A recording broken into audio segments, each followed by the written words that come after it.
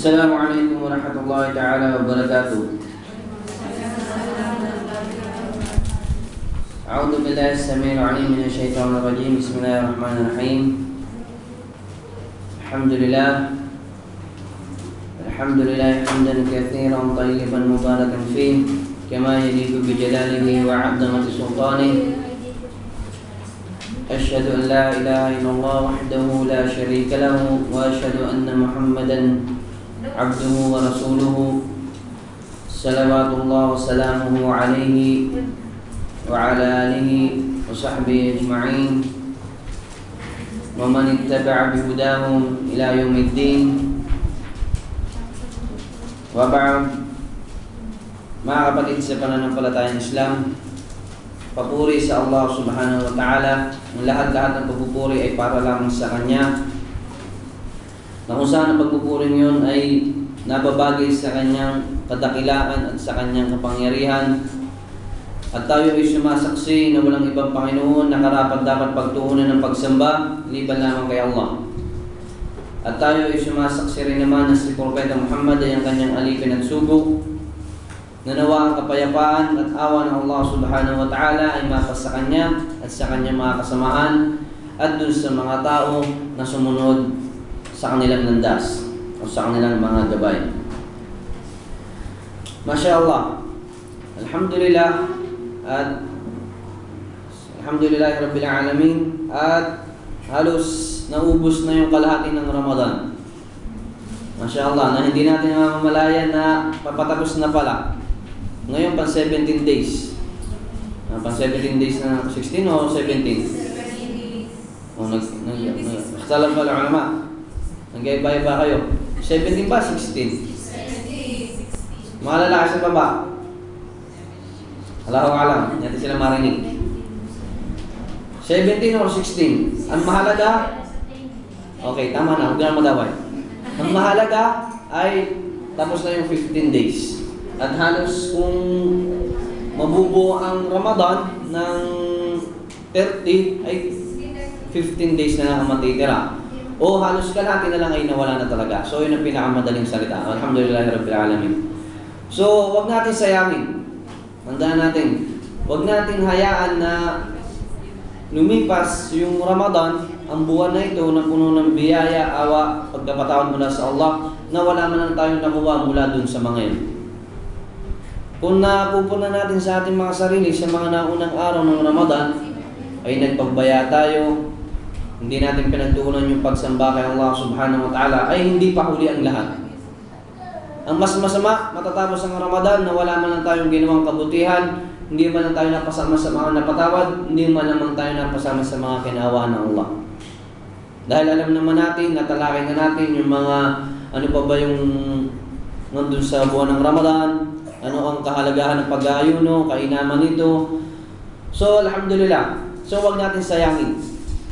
Lalo na ngayon na papasok na ang last 10 days ng Ramadan. Subhanallah. Na nakapaloob dyan yung Laylatul Qadr. So, ito ay tinago upang magsikap yung isang Muslim sa paggawa ng kabutihan. Kasi kung itinayin, kung ito ay ini-announce o nabanggit sa hadith na mismong araw na ito ay ang Laylatul Qadr, ay wala, magiging tamad ang tao.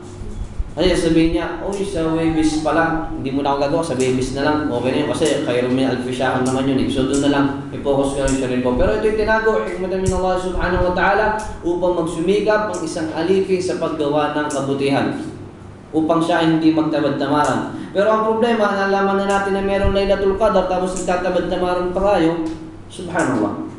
Wala tayong ibang nilulugi kundi ang ating mga sarili. Tandaan natin. Kasi pinabaan buwan ng nagkaroon ng buwan ng Ramadan, hindi para sa Allah subhanahu wa ta'ala, ito ay para sa kabutihan natin. Tandaan natin yan. Sa pagsamba sa Allah subhanahu wa ta'ala, upang makuha yung lugod niya, ay sobra-sobra yung nakukuha natin benefits mula doon. Yun nga, napanood ko na napakalaking benefits na may dudulot ng pagpapasting sa katawan ng tao. So, tandaan natin yan na huwag nating sayangin ang mga natitira pang oras sa buwan ng Ramadan. So ngayon ang tatalakayin natin, tulad na nabanggit kanina, ay ang hijrah o migration from Makkah to Madina. Ano ba yung tinalakay natin last week? Lailatul Isra wal Mi'raj. So, silsilatul durus, itong continuous na durus tungkol sa ating mahal na propeta Muhammad sallallahu alaihi wasallam ay ito ay mula sa pahintulot ng Allah subhanahu wa ta'ala, syempre at sa suggestion ni Ustad Bani. So, dahil, anong dahilan?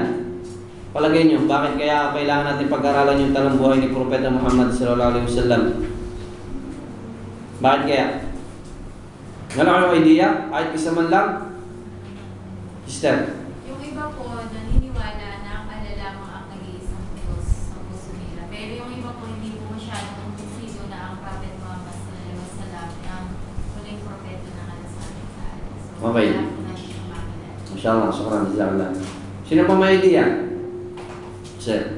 Para po maipakita sa atin kung ano yung naipakita ang sign kay Prophet Muhammad sallallahu alaihi wasallam.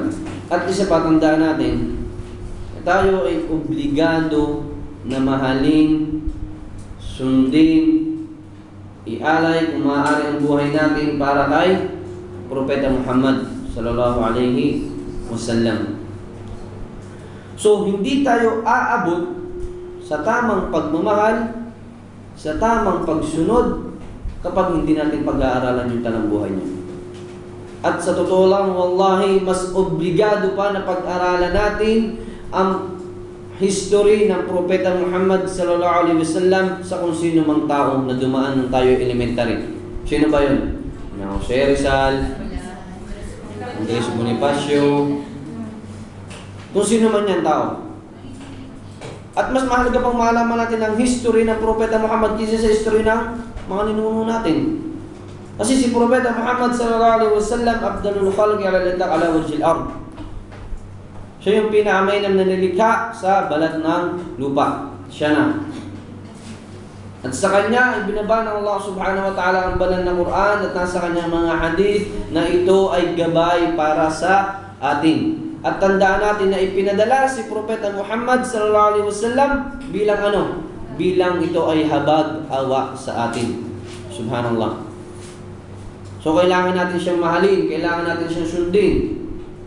Na kung ano ang sabihin niya, ito yung pinag-utos niya, kailangan natin sundin ng paggawa. Na kung ano ang kanyang pinagbawal, kailangan natin itong gawin? Kailangan natin iwasan. Ano sinabi ng Allah subhanahu wa ta'ala? وَمَا آتَاكُمُ الرَّسُولُ فَخُذُوهُ وَمَا نَهَاكُمْ عَنْهُ فَانْتَهُوا. Kung ano ang ibinigay sa inyo ng Propeta Muhammad sallallahu alaihi wasallam ay kunin ninyo, gawin ninyo, i-apply nyo. وَمَا نَهَاكُمْ عَنْهُ فَانْتَهُوا. At kung ano ang mga ipinagbawal niya, ay iyon ay pagbawal nyo, iwasan nyo, layuan nyo. Dahil tandaan natin, Syari'atullah, mga batas ng Allah subhanahu wa ta'ala, ipapadaan niya sa Propeta Muhammad at lahat ng batas ng yun ay napaka-perfecto. Mag-uutos ang Propeta Muhammad sallallahu alaihi wasallam, ito ay magdudulot sa atin ng kabutihan fi dunya wal akhirah. Tandaan natin yan. At kung ano mo yung pagbabawal sa atin ay makapagdudulot yun ng kasamaan. Tandaan natin yan. Never nag-utos ang Allah subhanahu wa ta'ala na ito ay makakabuti at never nagbawal na ito ay makakasama. So kaya obligado sa bawat isa sa atin na pag-aralan kung anuman ang mga hirap, pagdurusa, mga pinagdaanan ni Propeta Muhammad sallallahu alaihi wasallam at ng kanyang mga sahaba, ng kanyang mga kasamahan, ng kanilang pagtitiis upang maipabot sa atin ang Islam sa panahon natin ito. Subhanallah. Napakalaki ng utang na loob natin sa kanila. Sila yung mga tao na nasaktan, naghirap, pinarusahan upang maitayo ang pananampalatayang Islam at ito ay hanggang sa umubod sa atin. Para naman ma-appreciate natin na hindi lang ito basta dumating sa atin ng parang pag-inom lang ng tubig na ganun kadali. Tandaan natin yan. May mga taong naghihirap upang dumating sa atin ang Islam. Subhanallah. May mga taong nagsasakripisyo upang dumating sa atin ang Islam. Tapos sa pagka-Muslim natin, tayo ay magpapabaya. Sa paghihijab natin, tayo magpapabaya. Sa pagsasala natin, tayo magpapabaya. Sa mga ibada natin, tayo magpapabaya. Subhanallah. Hindi ba natin inisip yung mga sakripisyo ng mga nauna sa atin para umabot sa atin yung Islam?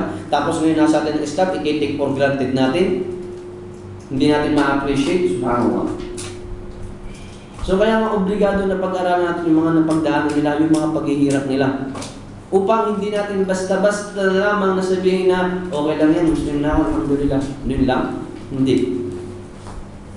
So ngayon, ay talakayin natin ang tungkol sa hijrah. Ang paglipat ng Propeta Muhammad ng kanyang mga kasamahan mula sa Makkah patungo sa Madina. Anong pangalan ng Madina dati? Yathrib. Okay? Tandaan natin, nangyari ang paghahanda sa hijrah. Ito ay sa buwan ng Shahrul Muharram. Pero nangyari talaga yung hijrah, ito ay Shahrul Rabiul Awwal. Ito ay sa buwan ng Rabiul Awwal. Pero yung paghahanda sa hijrah, ito ay sa Muharram talaga. Kaya yung mga mu'arrikh, yung mga mu'arrikhun, yung mga historian, at after din yung Umar ibn Khattab, ay inilagay talaga na nangyari ang hijrah sa Muharram dahil dito talaga nagsimula yung pagpaplano sa paglipat mula sa Madina, mula sa Makkah patungo sa Madina. So kaya makikita sa maraming libro, ito yung nangyari sa Shahrul Muharram, yung hijrah. At tandaan natin, nangyari ang paglabas ng Propeta Muhammad sallallahu alaihi wasallam mula sa Makkah patungo sa Madina nung Rabiul Awwal. Tandaan natin, Shahr Rabiul Awwal 13, ito yung 13 years makalipas ang bi'tha, makalipas ang revelasyon sa Propeta Muhammad sallallahu alaihi wasallam. Ano ba yung mga dahilan kung bakit lumipat ang Propeta Muhammad sallallahu alaihi wasallam? Kasi tandaan natin, mayroong mga dahilan yan, may mga asbab, may mga dahilan kung bakit lumipat ang Propeta Muhammad sallallahu alaihi wasallam at ang kanyang mga kasamahan patungo sa Makkah, ay patungo sa Madina, patungo sa Madina. So magbigay. Sino may ideya sa inyo? Isa sa mga dahilan ng hijrah ng asawa ni Kuya Yusuf. Wala? Ano po, para maiwasan ng gulo. Para iwasan ng gulo. Okay, mashallah, malapit din. Okay? So ang una, Adamu kabuli magkatin bil Islam ibtidaan. Hindi tinatanggap ng mga tiga-Makkah yung Islam. Yung unang dating ng Islam, ano ba nangyari? Subhanallah, katakot-takot ang pagtanggi ng mga hindi nananampalataya. Dahil tandaan natin ay napakaraming rebulto sa loob ng Kaaba, sa loob ng Makkah, at iyon ang kanilang sinasamba. At iyon ang pinaka-unang dahilan kung bakit nagkaroon ng hijrah, dahil hindi tinatanggap ng mga taga-Makkah ang Islam. Subhanallah. Kaya kung iisipin natin mabuti ay napakasakla, masakit na malaman natin na ang Propeta Muhammad ay nahirapan dahil sa pagdala sa atin ng Islam. Subhanallah. And then, tandaan natin na bago pa man dumating ang Islam, ang Propeta Muhammad sallallahu alaihi wasallam ay tinatawag na Sadiqul Amin. Siya ay matapat na lubos na mapagkakatiwalaan. Bakit? Hindi pa dumadating ng Islam, hindi pa siya propeta. Pero ganoon na ang ugali niya. Dahil yung mga Quraysh, kapag may mga kayamanan sila, iiwanan nila kay Propeta Muhammad sallallahu alaihi wasallam at maglalakbay sila patungo sa Palestine upang kumuha ng mga business nila. Hindi, pagbalik ay mababalik yung kanilang mga kayamanan na walang kulang, ng kumpleto. Ibibigay yun ng Propeta Muhammad sallallahu alaihi wasallam. Kaya tinawag siya ng matapat na mapagkakatiwalaan. Kaya nga nung dumating yung Islam, nung ipapaabot niya na yung da'wa sa mga tao, sinabi niya, umakit sa isang mataas na lugar at sinabi niya na kung sa likod ng bundok na iyan ay may darating na mga tao at tayo ay kanilang susugurin, tayo kanilang sasakupin, maniniwala ba kayo sa akin?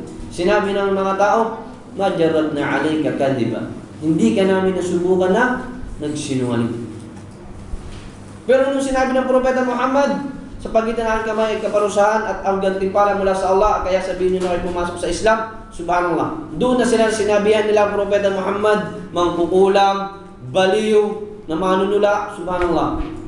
Na nung before pa Islam, hindi nila nakuha yun, pero after ng Islam, dahil sa ayon ng mga tao na pagsamba sa Allah subhanahu wa ta'ala. Ang pangalawang dahilan ng hijrah, dahil inihahanda na ang Madina al-Munawwara sa pagtanggap ng da'wa ng Propeta Muhammad sallallahu alaihi wasallam. Dahil tandaan natin na hindi pa naman lahat ng taga Madina ay Muslim. Tandaan natin, sila yung, anong tawag doon sa mga taga Madina? Anong tawag sa mga taga Madina? Kasi yung mga taga Makkah al-Muhajirin, al-Muhajirun. Sila yung mga al-Ansar, yung mga helpers, yung mga tumulong, yung mga sumalubong sa mga nag-migrate. Okay? So ayan, sinusulat yata. Okay. So tandaan natin, sa Madina ay hindi pa lahat nanampalataya. Meron din mga mushrik pa that time.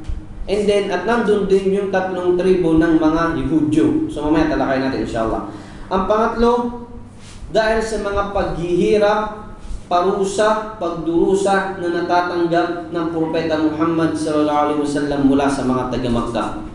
Alam natin yan, subhanallah. Mula pa lang kay Abu Jahal, sa mga tao na nagpapahirap sa kanya.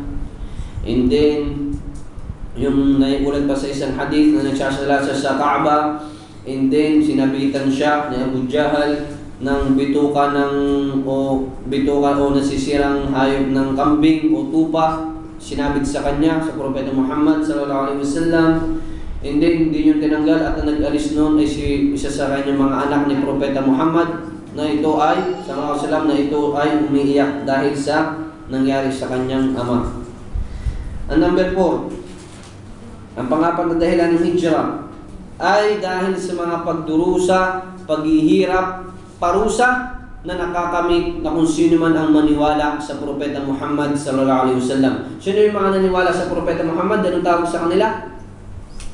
Mga sahaba. Ano ba talaga yung ibig sabihin ng sahaba? O sahabi? Ano ibig sabihin talaga nun? Sige. Professor the Prophet, kasama ng Propeta Muhammad. Si Abu Talib, naging nakasama ng Propeta Muhammad sallallahu alaihi wasallam. Sahabi ba siya? Sino si Abu Talib? Na kung saan ay naniwala sa kanya. Okay, naniwala sa kanya. Okay. Tandaan natin, kapag sinabing sahabi o sahaba, sila yung nakita nila ang Propeta Muhammad sallallahu alaihi wasallam at naniwala sa kanya wa mata ala dalik, at sila ay namatay sa paniniwala nilang iyon. Dahil meron isa sa mga naniwala pero lumabas din sa Islam, so hindi yung matatawag na sahabi. Ang sahaba ay naniwala sa nakita ng Propeta Muhammad, naniwala sa kanya at namatay sa kanyang paniniwala. Ayun ang tunay na masasabi na sahaba o sahabi. Okay? Ang sahaba ito ay plural. Ang sahabi singular. Liwanag yan. Ang panglimang dahilan, al-hijrah wa daruratu wa iqamati ad-dawlati al-islamiyah. Ang hijrah ito ay kailangan talaga. Ito ay kinakailangan upang maitayo ang Dawlatul Islamiyah, ang Islamic country o ang lugar na pang-Islamiko. Dahil sa Makkah, mahirap. Dahil alam natin yung mga Quraysh ay sila yung pinakaunang pipigil upang maitayo ang Islam. Tandaan natin yan. At ang pinakapang-anim na dahilan, tandaan natin ang hijrah o pag-migrate, ito ay sunna na ng mga propeta. Mula kay Nuh alayhi salam, inutusan ng Allah subhanahu wa ta'ala, at si Ibrahim alayhi salam, at ang panghuli na sa mga propeta, si Musa alayhi salam. Sila lahat ay nag-migrate mula sa kanilang bayan patungo sa ibang lugar. At maging sa ating Propeta Muhammad sallallahu alaihi wasallam ito ay nangyari. So ito ang 6 na dahilan kung bakit nangyari ang hijrah. Tandaan natin yan. So ngayon talakayin natin yung mga tao o isa sa mga sahaba na kauna-unahang lumipat patungo sa Madina. Ito ay sina Abu Salama, si Ummu Salama. Si Abu Salama, naiulat na Ibn Ishaq na siya ay lumipat na sa Madina before pa mangyari ang Bayatul Aqabatul Kubra within 1 year. 1 year na nakalipas yung pagkakasunduan na malaki sa pagitan ng mga taga Madina, ay nakalipat na si Abu Salama. At nung isasama niya, yung asawa niya na si Salama, ay pinigilan siya ng kanyang mga biyen. Ng hijrah ay nag-meeting sila sa Darun Nadwa. Okay ha? Darun Nadwa. Ang pangalan ng kapulungan na pinagmimitingan ng mga Quraysh. At sila ay nag-meeting doon. Paano nila pipigilan? Sino? Si Propeta Muhammad sallallahu alaihi wasallam. Isa sa mga suggestion, ito ay kukulong sa likod ng rehas. Ang mga pangalawang suggestion, ito ay papalayasin. At ang pinakatatlo, at ang pinakahuli, at yung kanilang pinagsang-ayunan, ay bawat isang binata sa bawat tribo ay magdadala ng matalas na espada at sabay-sabay nilang pupukpukin ang Propeta Muhammad hanggang sa mamatay. Subhanallah.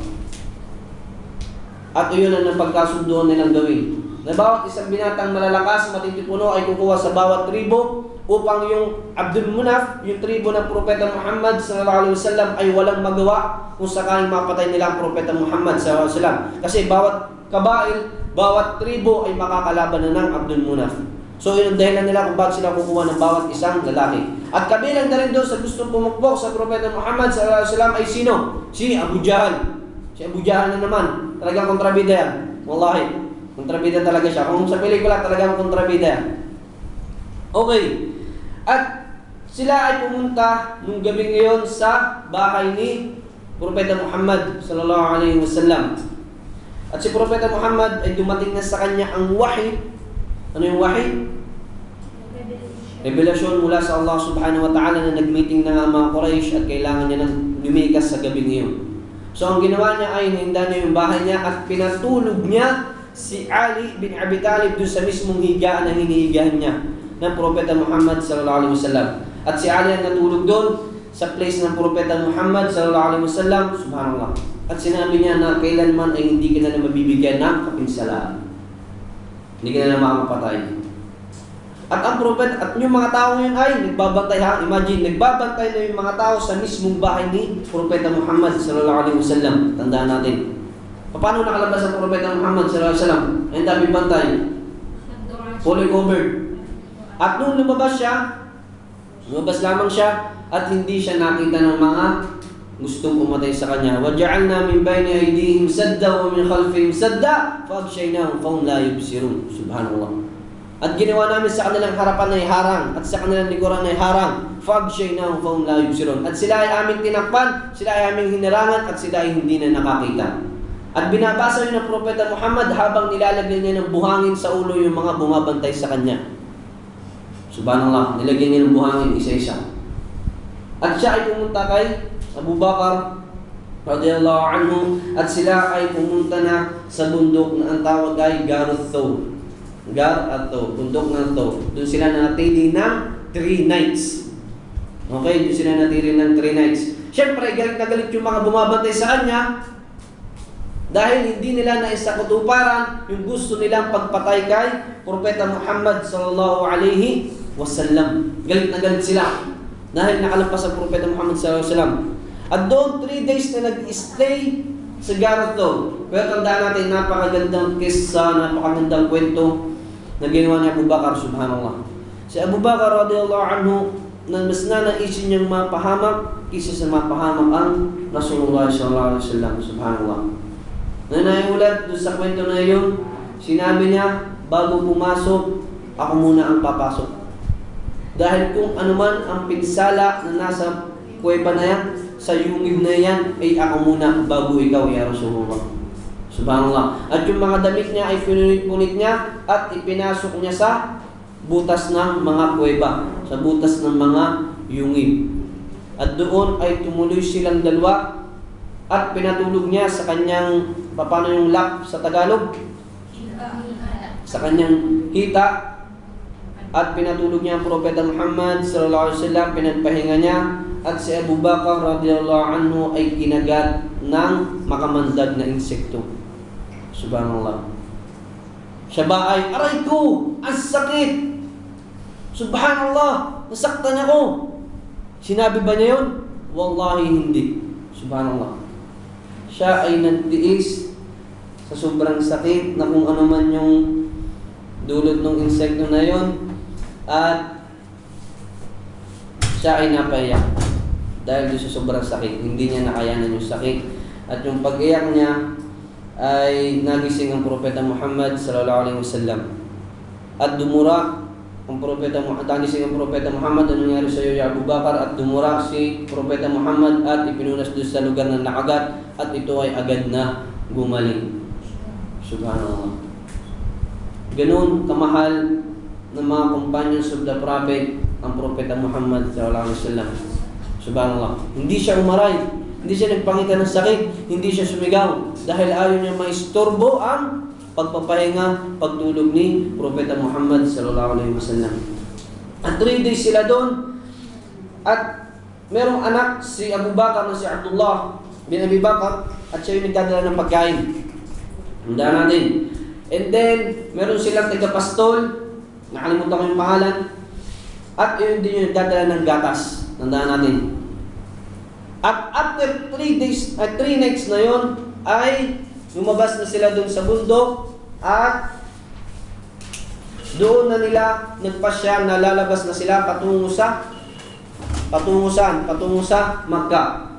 At meron silang guide na ang pangalan ay si Abdullah bin Uraykid. Abdullah bin Uraykid ay hindi yan Muslim.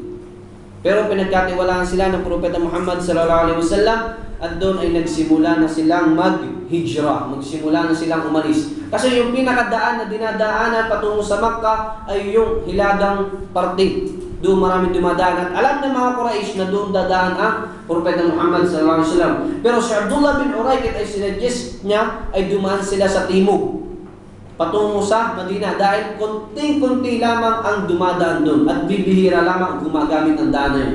Kaya napakalayo nung tinahak na landas ng Propeta Muhammad sallallahu alaihi wasallam. At sila ay dumaan sa lugar na Al-Qadid, Al-Kharar, Al-Murrah at yung pinakahuli nila lang tinigil akit sila sa bundok, baba na naman. Tapos nagtatravel sila ng gabi, buong gabi at sa katanghaliang tapat, subhanallah. Disyerto yun. Alam natin ang disyerto. Wala namang payong nun. Siguro may payong pero hindi ganon. May pang suporta sa ulo pero hindi katulad ng mga payong natin. Subhanallah. And then, ang huli nilang tinigilan ay yung Ra'im at saka sila dumating sa Quba. Tandaan natin, sa Quba, yung unang dinatingan ng Propeta Muhammad sallallahu alaihi wasallam.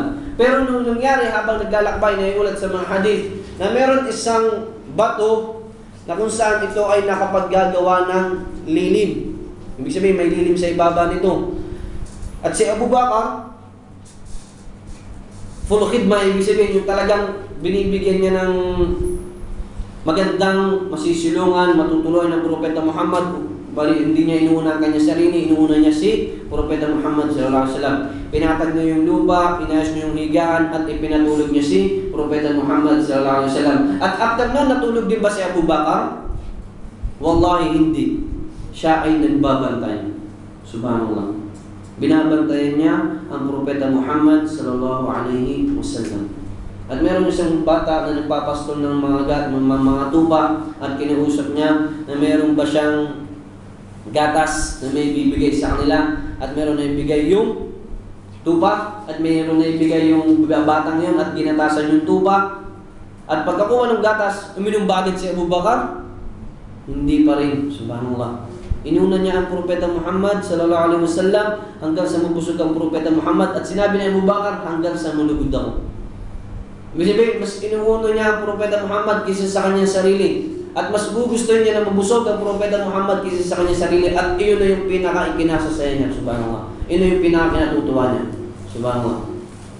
Tapos tayo, wala man lang hiningi sa atin ng Propeta Muhammad mula sa mga bagay na yun. Ang sinasabi niya lang sa atin ay sundin siya. At yung kanyang mga sinasabi at yung mga pinagbabawal kanyang iwasan. Tapos yung ilan sa atin, hindi pa rin maiwasan makinig ng music. Subhanallah. Tapos yung iba sa atin, hindi maayos yung kanyang hijab. Pagdating sa social network, subhanallah. Diba? So, walang hiningi ang Propeta Muhammad sa atin, subhanallah. Tapos, yung bagay na yun na inuutos niya ay para sa kabutihan natin. Wallahi, para sa kabutihan natin. Tapos, hindi pa natin magawang mahalin ng totoo mula sa ating puso ang Propeta Muhammad sallallahu alaihi wasallam. Subhanallah. Tanong natin mga sarili. And then, meron ding isa na ulat yung habang paglalakbay na yun ay nakita sila ni Suraqa bin Malik. Sabihin, siya lang yung nakakita mula sa mga naghahanap sa Propeta Muhammad sallallahu alaihi wasallam. At gusto niyang gumawa ng masama sa Propeta Muhammad sallallahu alaihi wasallam. Sinibad niya, hindi umabot, o pinana niya, hindi rin tumalab. At yung kabayo niya ay lumulubog sa buhangin. Yung kabayo niya ay lumulubog sa buhangin. Subhanallah. Hindi niya magawa ng pinsala ang Propeta Muhammad sallallahu alaihi wasallam. At nung nakalapit na siya, ay meron pa rin sinabi niya na may pumipigil sa kanya upang gawa ng masama ang Propeta Muhammad sallallahu alaihi wasallam. At pagdating niya, nakita niya na ang Propeta Muhammad at si Abu Bakar at yung kanilang guide, ay sinabi pa niya, nag-tip pa siya, hinahanap kayo ng mga Quraysh at kayo ay mag-ingat. At yun, natuwa ng watika, ng parang pagkakatiwala na wag sasaktan si Suraqa bin Malik dahil nga may naitulong pa siya sa Propeta Muhammad sallallahu alaihi wasallam. At napadaan din kay Ummu Ba'bad. Si Ummu Ba'bad sa kanyang tent ay lagi siyang nasa unuhan at kung sino man napapadaan naman lalakbay doon ay kanyang pinagsisibihan. Si Abu Ma'bad ay wala that time kasi pinapastol niya yung mga tupa. And then merong isang tupa sa sobrang hina ay hindi na kayang lumabas upang ipastol. Hindi na kayang kumain. Kasi sobrang hina na, sobrang payat na. At sinabi ni Propeta Muhammad sallallahu alaihi wasallam, ano itong kambing na, itong tupa na ito? Iyan ay mahina na, wala ng gatas. Kasi payat na yung mga tupa dahil halos isang taon na rin ang hindi umuulan. Sinabi ni Ummu Ba'bad. At sinabi ni Propeta Muhammad sallallahu alaihi wasallam, maaari ko bang gatasan ang kambing na ito? At hinawakan ni Propeta Muhammad, at sinabi ni Ummu Ba'bad, kung may makukuha ka, meron. Kung wala talaga. Pero alam na wala makukuha. Kumpiyansa si Ummu Ba'bad na walang makukuha si Propeta Muhammad sallallahu alaihi wasallam. At hinawakan ni Propeta Muhammad yung lugar na gatasan sa tupa at binuka ng tupa yung kanyang mga hita at ginatasan niya ng Propeta Muhammad sallallahu alaihi wasallam na napakaraming lumabas na gatas at humingi pa ang Propeta Muhammad sallallahu alaihi wasallam sa panlalagyan at hanggang sa napainom yung mga nasa lugar na yun at uminom ang Propeta Muhammad sallallahu alaihi wasallam at nakapagdala pa ang Propeta Muhammad sallallahu alaihi wasallam at meron pa rin natira para kina Ummu Ba'bad. Kaya nung pagdating Abu Ma'bad ay gulat na gulat siya. Saan galing yung gatas na yan? Dahil alam na wala na magbibigay ng gatas mula sa mga tupa. At sinabi niya na meron ganitong lalaki na dumating dito, ikinuwento niya. At sa pagkwento niya ay parang nakita na rin ni Abu Ma'bad. Sinabi niya, wallahi, siya yung tao na hinahanap ng mga Quraysh. At sinabi niya, kung ay mabibigay ng pagkakataon lamang, isasamahan ko siya. Sinabi ni Abu Ma'bad. Subhanallah. Kasi sa mga miracle ng Propeta Muhammad sallallahu alaihi wasallam, kabilang na din doon yung pagpapagaling niya kay Abu Bakar radhiyallahu anhu. At dumating na sa Quba ang Propeta Muhammad sallallahu alaihi wasallam sa ikawalo ng Rabiul Awwal. Ikawalo ng Rabiul Awwal, ika-14 years ng Bi'tha. O ika-13 years ng Bi'tha. Yung ikawalo ng Rabiul Awwal ay dumating na doon si Propeta Muhammad sallallahu alaihi wasallam at bumaba sila, tumigil sila kay Khulthum bin Al-Hamd. Doon sila tumigil. At doon na naisagawa ang kauna-unahang masjid sa Islam. Ano yun? Masjid Nabawi? Masjid Quba. Kasi tanda natin, mas nauna yung tinayo kaysa sa Masjid Nabawi. At ano yung gantimpalan ng mga pagsala ng rakaatain sa Masjid Quba? Sino na napag-umrah? Nasang kamay? Sister, isa lang? Sila napag-umrah sa inyo? 2, 3. Ano ang adyaw? Anong yun, premyo daw. May premyo. Tandaan natin ha, yung premyo na to ay sa bahay lang. Huwag nyo gagamitin pag pupunta kayo sa Dubai Mall, spray kayo ng marami yan, subhanallah. Papasok kayo sa hadith na. Ito ay para sa mga asawa nyo, mabango nyo, o premyo daw. Ano yung ajar? Ano yung gantimpala na nakapalaob kung sino mamagsila? Okay. Kung sino mamagsala sa Quba?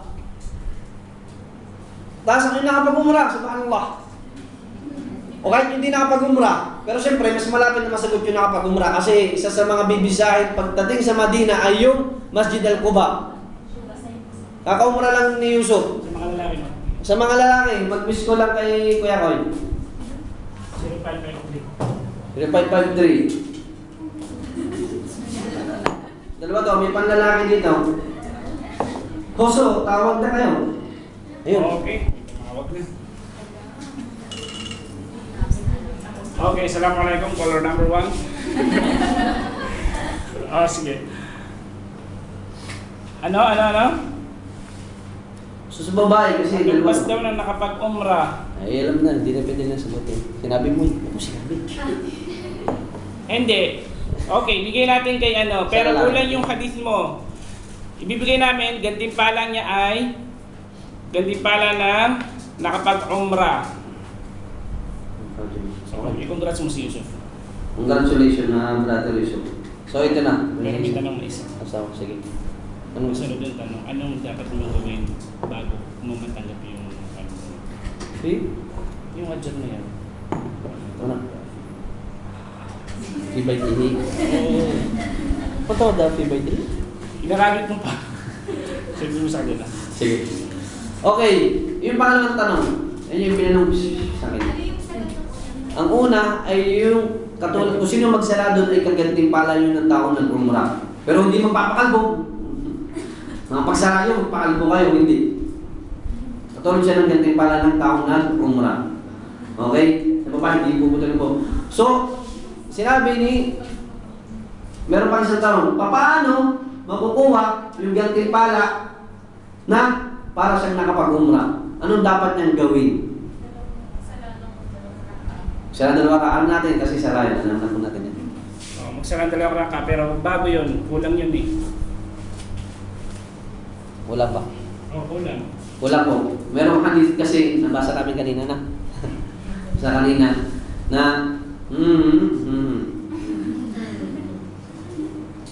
Camera ka. nga pala. Ano na, okay na?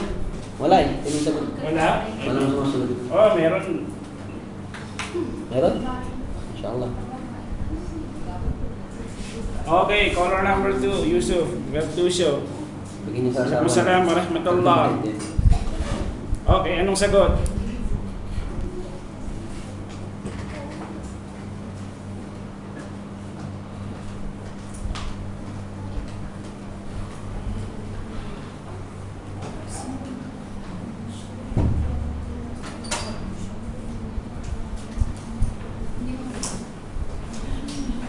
Sorry, mali yung sagot mo. Tama yung hadith mo, pero mali po yung sagot. Okay? Syukran, jazakallah khairan. Wala. Hindi namin yung tanong. Ang tanong po, so pwede din sumagot ng lalaki. Pag ano, ibigay nyo sa asawa ninyo, sa nanay, ate.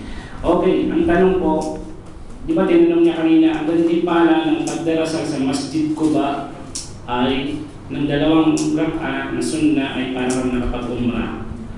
Okay, ang tanong doon, kasi kulang yun. Meron ka munang dapat gawin para makuha yung gantimpala na yun. Bago ka mag-sunna, meron kang dapat gawin para makuha yung gantimpala na umrah. Okay, para makumpleto yung hadith. Okay, sino? Walang sasagot? Allahu Akbar. Siyempre, bago ka mag-sunna, magwudu ka muna sa bahay. Sabi ng Propeta Muhammad sallallahu alaihi wasallam, sino man ang magwudu sa kanyang bahay at pagdasal sa Masjid Quba ay matatanggap niya ang gantimpalang umrah. Katulad na para sa nakapag-umrah. Masya Allah. Sorry. Okay, tuloy mo. Inshallah. So, continue tayo. Inshallah. At doon nagsala ang Propeta Muhammad sallallahu alaihi wasallam ng Salatul Jumu'ah. And then, after ng sala, sila ay nag-proceed na sa pinakasentro ng Madina. At doon na yun ay tayo yung Masjid An-Nabawi. So, inshallah, magdua tayo sa Allah subhanahu wa ta'ala at pinagduda ko rin na naway makapag-umrah kayong lahat. Amin. At mabisita nyo ang Masjidul Haram at ang Masjid Nabawi. Inshallah. Amin. Amin. At pagdating ng Propeta Muhammad sallallahu alaihi wasallam ay dun siya tumigil sa lugar ng Bani Najjar. Bani Najjar. And then, ito ay sa taon ng Muhammad sallallahu alaihi wasallam. Tandaan natin. And then, ang ulitin ko ay yung pagtatayo ng Masjid An-Nabawi. Ayun ang kauna-unahang layunin ng Propeta Muhammad sallallahu alaihi wasallam nung pagdating niya sa Medina. Okay, at sunod na itayo niya, siya ay lumalis na sa bahay ni Abu Ayyub al-Ansari dahil naitayo na nga ang kanyang bahay, ang natayo na ang masjid. At ang pangalawa, al-muwakha bain al-muhajirin wal ansar. Ano yung muhajirin? Mga tao na nag-migrate. Ay yung mga ansar, yung mga tumulong sa mga nag-migrate. So, yun yung pangalawang layunin ng Propeta Muhammad sallallahu alaihi wasallam. Yung pagkakapatiran ay lumakas sa pagitan ng mga nag-migrate at doon sa mga taong taga Madina, yung mga al-ansar. Subhanallah. At naiulat sa isang hadith ay pinag-ayos ang pagkakapatiran sa pagitan ni Abdurrahman bin Auf at Sa'ad bin Abi Rabi'ah. Dandaan natin ha. Abdurrahman bin Auf at Sa'ad bin Abi Rabi'ah ay doon sinabi ni Sa'ad bin Abi Rabi'ah na ibibigay ko sa iyo ang kalahati ng aking mga kayamanan at sa iyo na ito. At meron akong dalawang asawa na kung gusto mo ay hihiwalayan ko yung isa at patapos na yung idda niya ay siya ay iyong asawahin. Subhanallah. Ganun. Ang pagkakapatiran na sinasabi dito ay hindi lamang basta sa dila. Tandaan natin. Ito ay sa pamamagitan ng kanilang puso at kanilang mga gawa.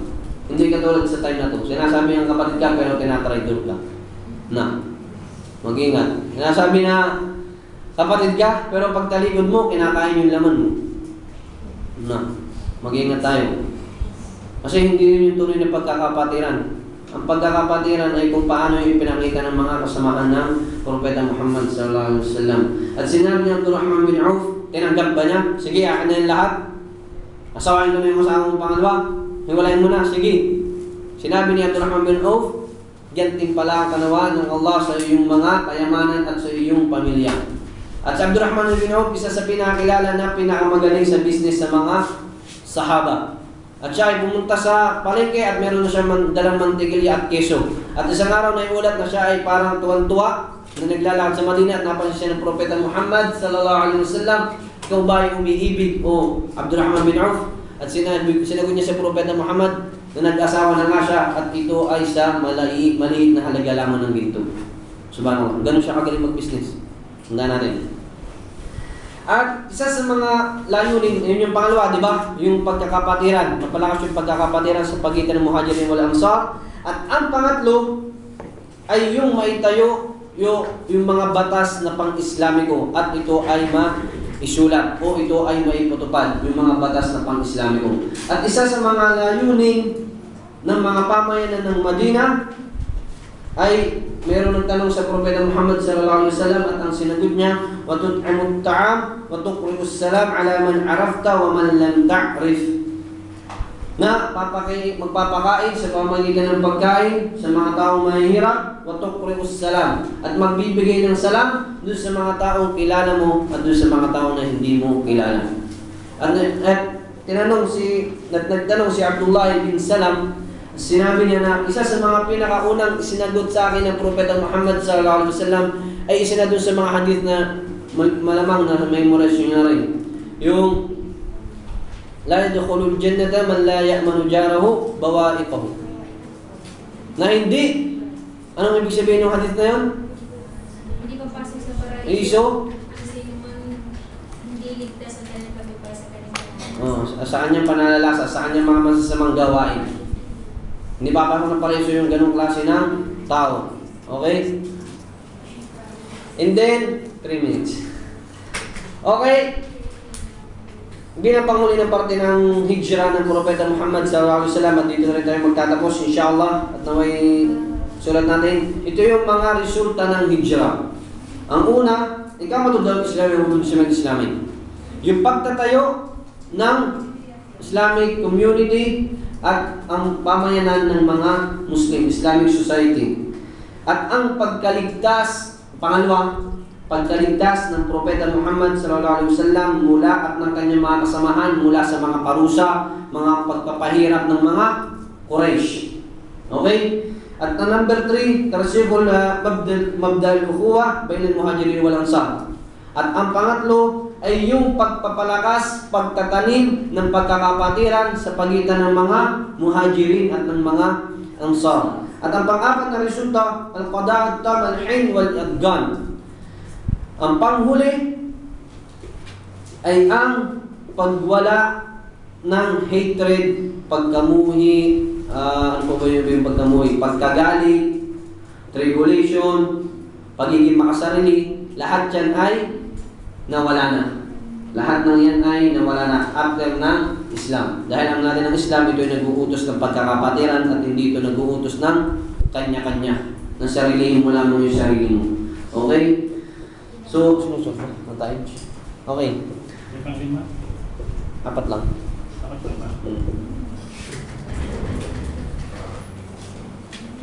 Pabulo bang musim ka sa mga sabihin? Ugas. Nasa kapatiran. Kadautan ng nahin wala adgan. Hindi, yung ano yun, yung nahitred sa puso. Pagkamuhi. Panghuli, pag-alis ng pagkamuhi sa puso ng mga nananampalataya. Siyempre, hindi mawala yung tribo ko to, ito yung susuportahan ko, pero yun ay nawala na after na itayo na yung Islam at after na ng hijrah. So, yun yung mga bagay na dapat nating maalala sa hijrah. Natandaan natin, paalala at paalaala na ang Islam ay hindi dumating sa atin ng ganong kadali. Tandaan natin yung mabuti. At ito ay puno ng pagsubok. Sa mga bagong sister, sa mga bagong brother na pasok sa Islam, ay natural susubukan tayo ng Allah subhanahu wa ta'ala. Katulad ng mga tulad ng mga nauna sa atin. Sinabi ng Propeta Muhammad sa isang hadith, inna ashaddun nasi balaan al-anbiya thumma al-amthal fal-amthal thumma alladhina yalunhum thumma alladhina yalunhum. Ang pinakamatindi na pagsubok para sa mga tao ay ang una yung mga propeta. Ang sunod ay yung mga naniniwala sa kanila at yung pagkatapos nila at yung mga sumunod pa sa kanila. So huwag natin iisipin na tayo naniniwala ay parisyon agad tayo. Huwag.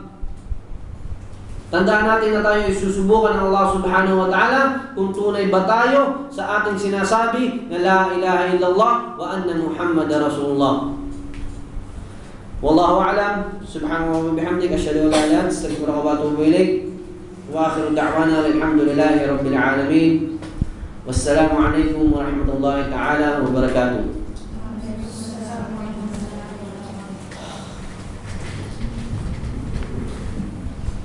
Jazakallahu khairan, Akhil Aziz. Okay, bago tayo magbigay ng mga katanungan, sino po ang may mga tanong? Related lang po sa topic para hindi po tayo mapahaba. Sister Siti Alam? Yung tungkol lang po sa di ba yung may mga sahaba na naghiwalayan ng mga asawa nila para ipasawa lang ng Prophet Muhammad sallallahu alaihi wasallam. Sa panahon natin ngayon, pwede po ba yun? Okay, ang tanong ni Sister sa sa mga sahaba, isa sa mga sahaba na handa siyang ibigay yung kanyang pangalawang asawa para maibigay doon kay Abdurrahman ibn Auf. Sa time ba natin pwede yun? Pwede. Pero ang payo ko sa brother, huwag niyang gagawin. Kasi maraming babaeng bakante dyan. KF2, KF1. Oh.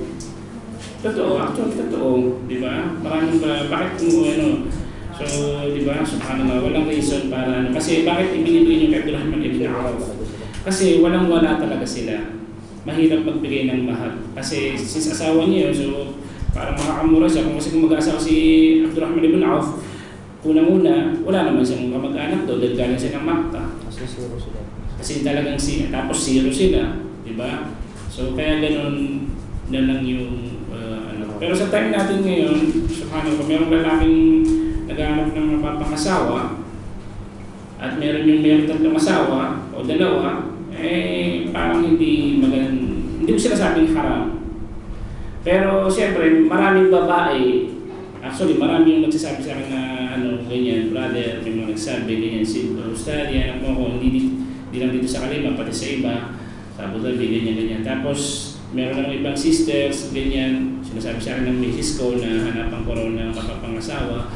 Pero siyempre, yun ang mas mainam. Yung mga walang asawa, yun muna ang unahin natin, i-priority. Hindi po ba, sister? What do you think? Pag-asawa naman. Okay, masyadong paano napasok yun doon? May asawa. Okay, may asawa na po yung sister. Si brother siya yung asawa niya. Okay, ay sino pong may sakit na tanong?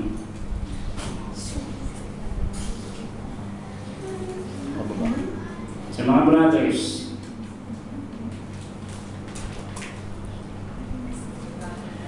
Okay.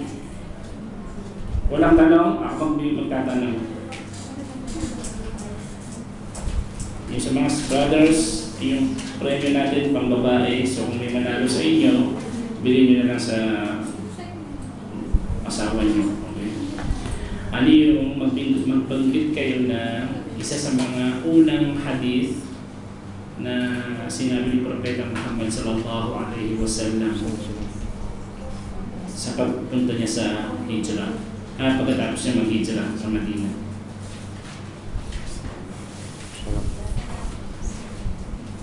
Okay. Magbanggit.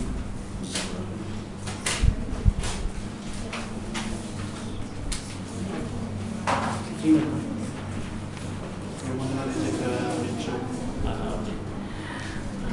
Okay. Bigay. Kasasabi lang niya, wala pang 10 minutes. Sinabi ni Ustad Abdul Wahid. Kasasabi lang niya, magbanggit ng isang hadith. Propeta Muhammad sallallahu alaihi wasallam. Okay, caller number 3, Brother Omar Siya. Pagbitin tayo sa hadith. Assalamu warahmatullahi wabarakatuh. La yadkhulul jannah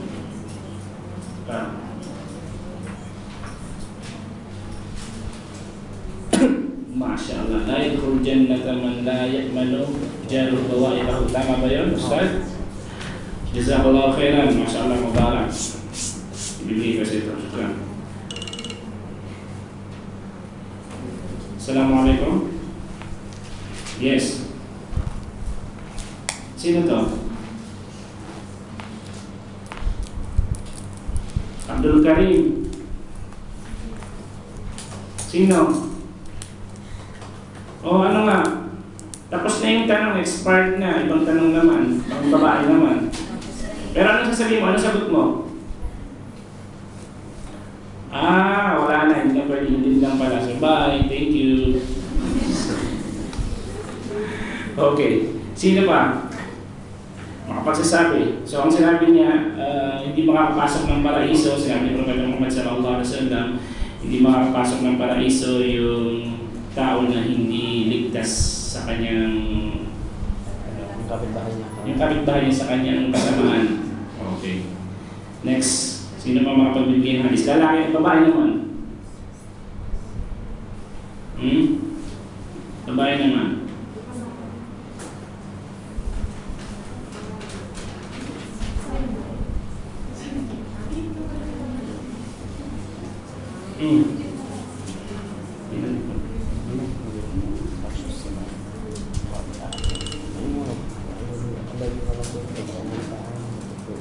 Assalamualaikum.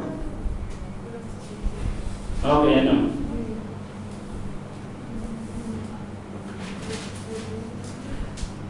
Yung tungkol sa pagulong sa masjid al-Quba. Actually, brother, narinig ko ba yung sinabi ko? Sabi ko, babae muna. Pero tama po yung hadith. Tama yung hadith mo. Okay, yung pag-uudod sa baba, pagsasakos. Maraming salamat pero wala akong premium, pasensya na. Pero tama yung sagot mo, masya Allah, jazakallah khair. Okay, syukran. Okay, yung sabi ni brother ay pagsasala sa Masjid Quba. Okay, ano ba? Sa mga sisters, Allahu Akbar. Oh, kayo na yung mga brothers, akala nyo natutulog sila doon, hindi ah. Oh, mayroon pa kayong mga notes.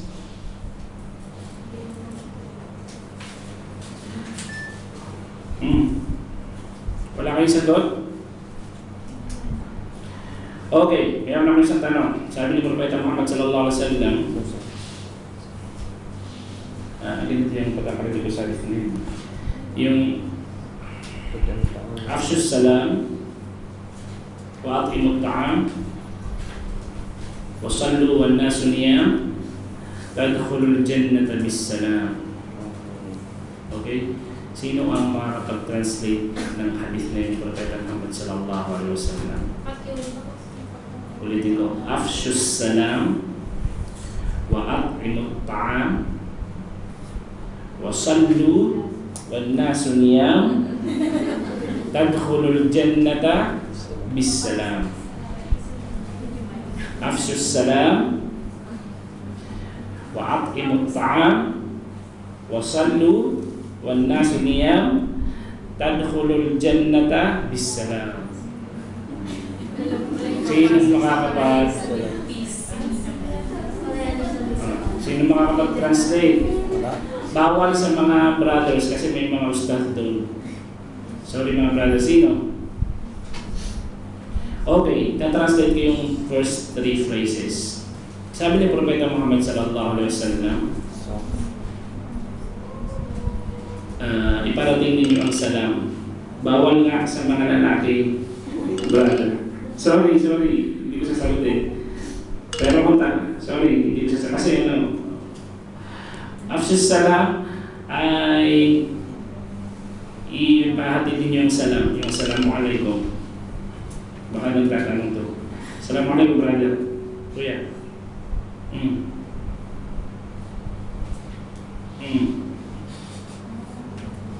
Nandiyan ako, galing ako dyan. Okay. Syukran, jazakallah khair. May tanong pa? Okay, jazakallah khair. Syukran, salamat. Okay, kasama ko sa mga naunang hadith. Sabi ni Propeta Muhammad sallallahu alaihi wasallam, iparating ninyo ang salam, yung assalamualaikum, magbatiin kayo, assalamualaikum. Wa at'imut ta'am, ibig sabihin is magpakain kayo ng pagkain sa mga tao na nangangailangan nito. Alhamdulillah. Wa sallu wan nasu niyam, at magdasal kayo at ang mga tao ay natutulog. Yun yung salatut tahajjud. Yun yung dasal sa bandang alas 2 o ating gabi. Okay, sunnah, voluntary sana yun. Dalawa.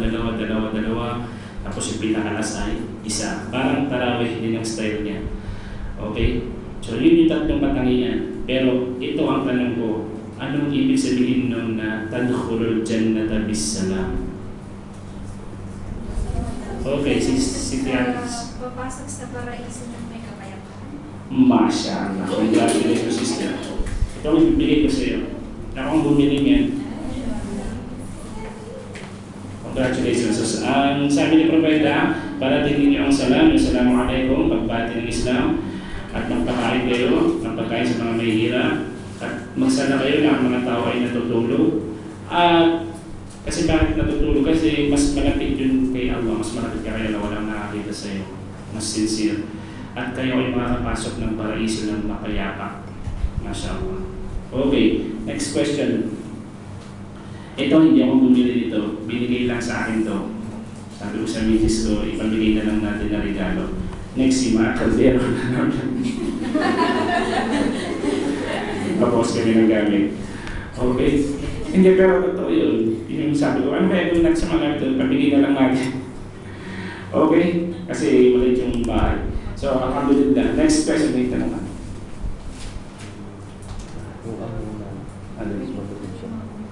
Okay, sino makapagbibigay? Wala yung sinulat.